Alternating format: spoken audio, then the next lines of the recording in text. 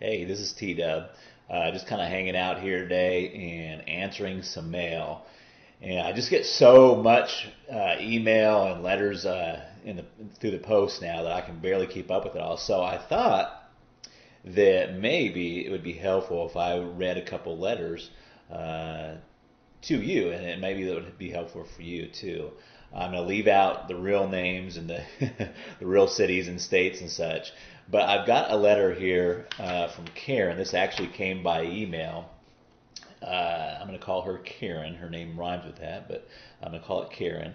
She says, "Dear T-Dub, help. First of all, your book is helping me immensely, not to get an ex back, but to totally rejuvenate my communication with my boyfriend so that he never does become my ex." That's good.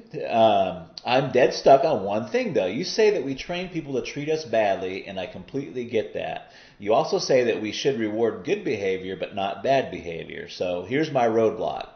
How do I stop or punish, not reward that bad behavior? Great example. My boyfriend and I are in a long distance relationship. I am in blank and he is in blank. So our relationship revolves around phone calls. He has a really bad habit of saying, "I'll call you later tonight at a certain time," and then not doing it.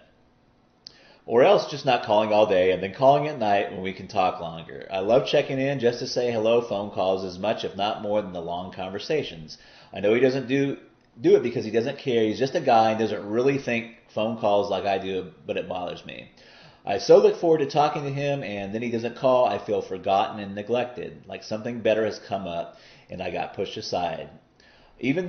Though in my heart I know it isn't true, these small things create a little seed of resentment inside of me, and sometime in the future it causes an inevitable fight over something totally unrelated. So I guess my question is this: how do I punish, not reward this behavior without sounding like a nagging shrew? How do I tell him this is not okay with me? I'm not angry, but I want to nip it in the bud before it creates resentment and leads to anger. Please help me. Thank you so much, Karen. Okay, Karen, that is a great question. You probably got, every woman that's been in any kind of serious relationship cheering along with you. Kind of crazy. Why do guys do that, and how can you? And I think you know that subconsciously that you can't nag about it. That's that kills a relationship for men. Nagging just kills it. So, what do you do?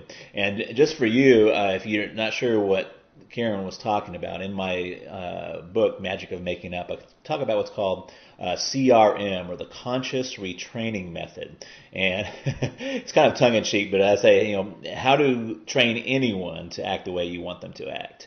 And most of the time we go through our life and our day training people to act in ways that we don't want them to act. And this is a perfect example that Karen brings out here in the letter. Because let's say that Karen's boyfriend name is Tom, and that I'm just making that up. But Tom says he's going to call, and let's say that Tom finally calls the next day, and you pick up the phone, "Hey Tom," and you're just seething. You are seething already because he said he was going to call yesterday. So what would you normally do? What would you normally say? Now, normally you don't have to answer that. Normally what happens is Tom gets an earful of how upset and pissed off you are, or at least if you don't say it, you give it off in your tone. So what's happening? Tom calls you, and what is he getting in return? He's getting, like, Pavlov's dog, he's getting a shock. He's getting a shock there. Calls you, shock. Calls you, shock. That's not good reinforcement. We're actually training them to do what we don't want them to do. And this is what Karen is talking about.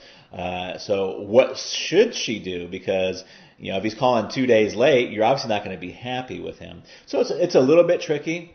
But I'm going to let you in on a little secret about guys and about men, and what we won't come out and say it, but what we really want is we want to be admired. If you kind of picture back to the medieval days, like knights on shining armor, we want to be. So we want to be admired. We don't want nagging. Nagging equals shot, shot. And that's nagging. We want to be admired. If you go back to the old medieval days,